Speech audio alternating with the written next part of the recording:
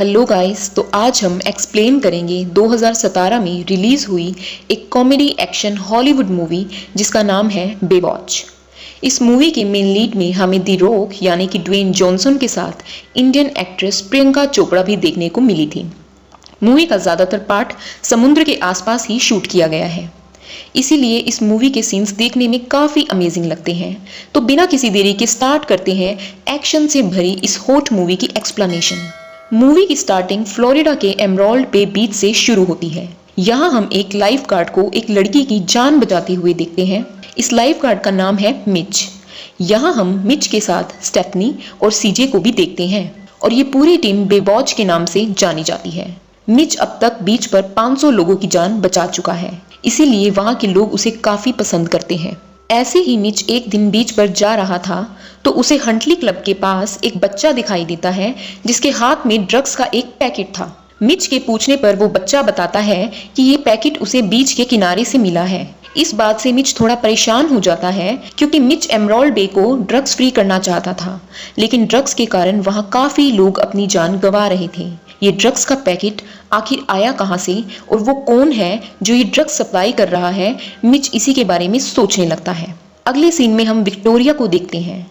Victoria ही हंटली club की honour है और इसकी हरकतों से हमें समझ आता है कि विक्टोरिया काफ़ी लालची औरत है और पैसों के लिए किसी की भी जान ले सकती है। अगले सीन में हम देखते हैं कि बीच पर लाइफ गार्ड के ट्रायल्स होने वाले हैं। यहाँ हम मैट ब्रॉडी को देखते हैं। मैट काफ़ी अच्छा स्विमर है और वो ओलंपिक्स में गोल्ड मेडलिस्ट भी रह चुका है। मिच को पता लगता है कि मैट को लाइफ गार्ड ट्रायल्स के लिए डायरेक्ट एंट्री दी गई थी। एक्चुअल में मिच के बॉस थॉर्प ने ही मैट को डायरेक्ट एंट्री दी थी। ये बात मिच को बिल्कुल भी सही नहीं लगती और इसी बात पर मिच और थॉर्प के बीच बहस शुरू हो जाती है। थॉर्प बताता है कि मैट एक फेमस पर्सनैलिटी है और मैट की वजह से यहाँ टूरिस्ट का आना जाना बढ़ जाएगा। अगले सीन में लाइफ गार्ड की भर्ती के लिए ट्रायल स्टार्ट होते हैं जिसमें कैंडिडेट्स को कुछ ऑब्स्टेकल्स को पार करना था। यहाँ इन सब के बीच काफी कंपटीशन रहता है जिसमें मैट काफी अच्छा परफॉर्मेंस देता है, लेकिन मिच उसे अपने साथ एक फिटनेस टेस्ट का चैलेंज देता है।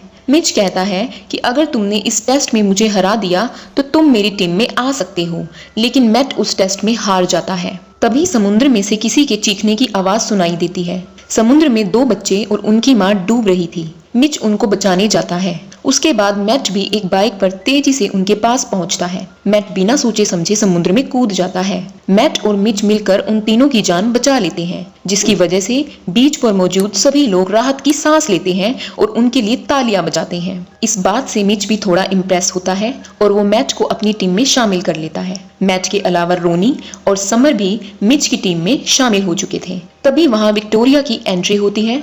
वो मैट को बच्चों की जान बचाने के लिए कांग्रेस करती है और उन सबको एक पार्टी में शामिल करती है। अगले दिन से मैट, रोनी और समर की ट्रेनिंग शुरू हो जाती है। हमें समझ आता है कि मैट समर को पसंद करने लगता है और समर से बात करने की ट्राई करता है, लेकिन समर मैट से बात करने में ज्यादा इंटरेस्ट नहीं दिखाती। आगे हम विक्टोरिया को काउंसिलमैन से बात करते हुए देखते हैं।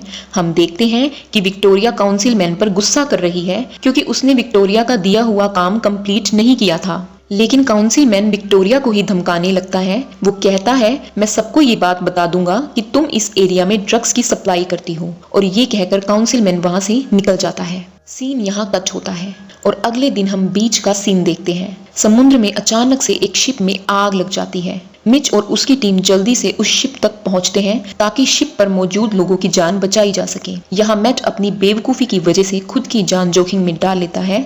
2 लड़कियों के साथ मिच एक आदमी की बॉडी को भी वहां से बाहर निकालता है, लेकिन उसकी जान नहीं बच पाती। एक्चुअल में ये वही काउंसिलमैन होता है जिसके साथ एक दिन पहले ही विक्टोरिया का झगड़ा हुआ था। मिच को यहाँ भी एक लड़की के पास ड्रग्स का पैकेट दिखाई देता है। इस बारे में वो वहाँ मौजूद पुलिस वाले से डिस्कस भी करता है। इसका नाम है गार्डनर। वो गार्डनर को समझाने की कोशिश करता है कि हमें ड्रग्स की सप्लाई करने वालों को पकड़ना चाहिए, लेकिन हमें समझ आता है कि गार्डनर मिच को बिल्कुल भी पसंद नहीं करता। वो मिच को कहता है, तुम्हारा काम सिर्फ डूबते हुए लोगों की जान बचाना है, तुम पुलिस का काम मत करो। आगे मिच और उसकी टीम विक्टोरिया की पार्टी में जाते हैं और यहाँ मिच अपनी टीम के साथ ड्रग सप्लायर्स का पता लगाने का प्लान बनाता है और वो सब 3 टीम्स में डिवाइड हो जाते हैं। यहाँ पर इन्हें ज्यादा इन्फॉर्मेशन नहीं मिल पाती और यहाँ मैट भी ड्रग सप्लाई की असली ओनर को पकड़ने में कोई भी इंटरेस्ट नहीं दिखाता। इस बात पर मिच और उसकी टीम की नजरों में मैट की इज्जत कम हो जाती है। लेकिन अगले दिन मैट कुछ ऐसी बातें बताता है जिससे मिच को समझ आता है कि विक्टोरिया और काउंसिलमैन का कुछ तो कनेक्शन था। मिच को ये शक हो जाता है कि विक्टोरिया ने ही काउंसिलमैन को मरवाया होगा, क्योंकि वो विक्टोरिया का कोई राज खोलने वाला था। इसके बाद मिच मैट और समर के साथ काउंसिलमैन की बॉडी को चेक करने का प्लान बनाते हैं ताकि उन्हें वहां से कुछ सबूत मिल सके। ये तीनों यहाँ डॉक्टर की तरह कपड़े पहनकर जाते हैं ताकि इन पर कोई शक ना करे। काउंसिलमैन की रिपोर्ट देखकर इन्हें समझ आता है कि इसकी मौत डूबने से नहीं हुई। तभी समर को कुछ आदमी उस रूम की तरफ आते हुए दिखाई देते हैं, तो ये तीनों उसी कमरे में छिप जाते हैं। तभी इस रूम में 2 आदमियों की एंट्री होती है और उन 2 आदमियों की बातों से इन्हें समझ आता है कि काउंसिलमैन की नकली पोस्टमार्टम रिपोर्ट तैयार की गई है जिसमें लिखा था कि उसकी मौत डूबने से हुई है, लेकिन एक्चुअल में उसकी मौत गर्दन की हड्डी टूटने से हुई थी। ये सब कुछ समर अपने फोन में रिकॉर्ड कर लेती है। यहाँ फिर से मैट की गलती की वजह से उन आदमियों को पता लग जाता है कि समर ने अपने फोन में उनकी बातें रिकॉर्ड कर ली हैं, इसीलिए वो लोग समर का फोन डैमेज कर देते हैं।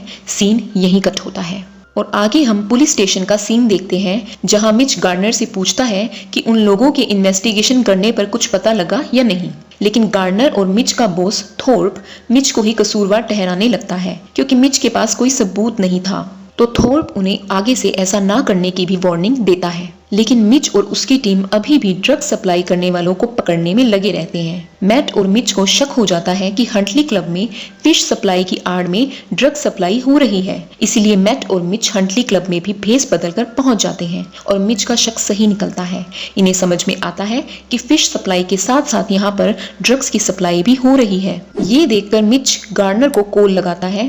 मिच इन्हें रंगे हाथों पकड़वाना चाहता था, लेकिन गार्डनर मिच पर गुस्सा होकर उसे ही बीच पर आने को बोलता है क्योंकि गार्डनर को वहां एक लाश मिली थी। एक्चुअल में ये लाश डेव की थी। डेव विक्टोरिया के लिए काम करता था और वो विक्टोरिया से ज्यादा पैसों की डिमांड कर रहा था, इसलिए विक्टोरिया ने इसे भी मरवा दिया। लाश को देखने से ऐसा लग रहा था जैसे किसी शार्क ने इस पर हमला किया हो। लेकिन मिच अपने बॉस को समझाने की कोशिश करता है कि समुद्र के इस हिस्से में शार्क नहीं पाई जाती, इसके पीछे जरूर विक्टोरिया का हाथ होगा। लेकिन मिच का बॉस उसे अपनी ड्यूटी छोड़कर ड्रग्स केस इन्वेस्टिगेशन करने के जुर्म में जॉब से निकाल देता है और अब मैट को मिच की पोजीशन दे दी जाती है। मिच की जॉब छिन जाने की वजह से उसकी टीम के मेंबर्स काफी निराश हो चुके थे, लेकिन जाते वक्त मिच उन्हें समझाता है कि तुम सबको साथ मिलकर काम करना चाहिए, तुम विक्टोरिया का पर्दाफाश कर सकते हो। इसके बाद से मिच एक मोबाइल शॉप पर नई जॉब करने लगता है। दूसरी तरफ हम देखते हैं कि मैट चालाकी से डेव की पोस्टमार्टम रिपोर्ट गार्डनर के पास से चुरा लेता है और जब रोनी वो फाइल देखता है तो उसे पता लगता है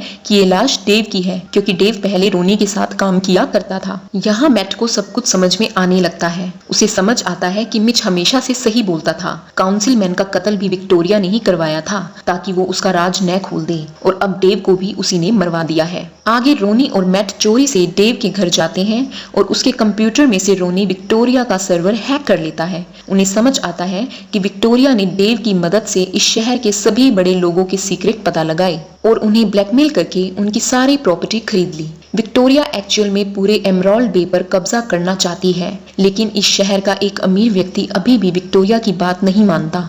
उसका नाम है चैन। मैट चैन को ढूंढने की कोशिश करता है, लेकिन उसे पता लगता है कि चैन पिछले कुछ दिनों से गायब है। आगे मैट बताता है कि विक्टोरिया ने आज रात अपनी योट पर एक पार्टी रखी है। उन्हें शक है कि विक्टोरिया ने चैन को भी वहीं छुपाया होगा। अगर चैन किसी कारण से मर जाता है तो उसकी सारी प्रॉपर्टी गवर्नमेंट को चली जाएगी। उसके बाद विक्टोरिया उस प्रॉपर्टी को आसानी से खरीद सकती है। इसीलिए मैट और उसके टीम मेंबर्स विक्टोरिया की पार्टी में जाने का प्लान बनाते हैं ताकि उन्हें चैन के बारे में पता लग सके और चैन की जान बचाई जा सके। आगे हम विक्टोरिया की पार्टी का सीन देखते हैं। यहाँ मैट और उसके साथी 2 टीम्स में डिवाइड होते हैं। मैट को पता लगता है कि विक्टोरिया हमेशा से अपनी शिप के नीचे ड्रग्स को छुपाती है और यहीं से सारे ड्रग्स को सप्लाई किया जाता है। लेकिन कुछ देर बाद ही विक्टोरिया के आदमी मैट को पकड़ लेते हैं और उसे एक केस में बंद करके समुद्र में फेंक देते हैं। इसके बाद विक्टोरिया एक हेलीकॉप्टर में यहाँ से निकलने वाली थी। यहाँ मिच टाइम पर पहुंचकर मैट की जान बचा लेता है। मैट उसे बताता है कि फायरवर्क्स पर एक हेलीकॉप्टर लैंड करने वाला है जिसमें विक्टोरिया यहाँ से निकलने का प्लान बना रही है।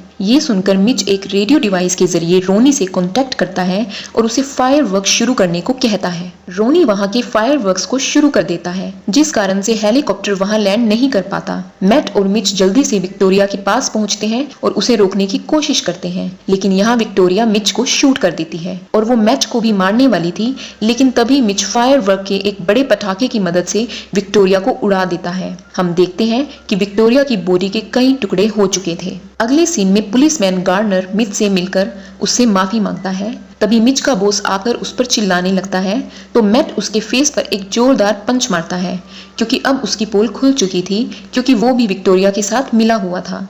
इसलिए पुलिस उसे भी अरेस्ट कर लेती है। और मूवी के एंड में हम देखते हैं कि अब सीजे और रोनी की अच्छी फ्रेंडशिप हो चुकी है। वहीं समर भी मैट को पसंद करने लगी थी। इसके बाद हम इन सभी को बीच पर भागते हुए देखते हैं और मूवी यहीं खत्म होती है। अगर इस मूवी की बात करें तो इसकी स्टोरी के हिसाब से मूवी काफी एवरेज थी, लेकिन इसकी शूटिंग सीन्स और कॉमेडी काफी अच्छी है। आपको ये स्टोरी कैसी लगी कमेंट बॉक्स में जरूर बताएं, और इस तरह की स्टोरी सबसे पहले पाने के लिए आप हमारे चैनल को सब्सक्राइब करें और नोटिफिकेशन बेल आइकन को जरूर दबाएं। मिलते हैं आपसे अगली एक्सप्लेनेशन के साथ। Till then bye and take care.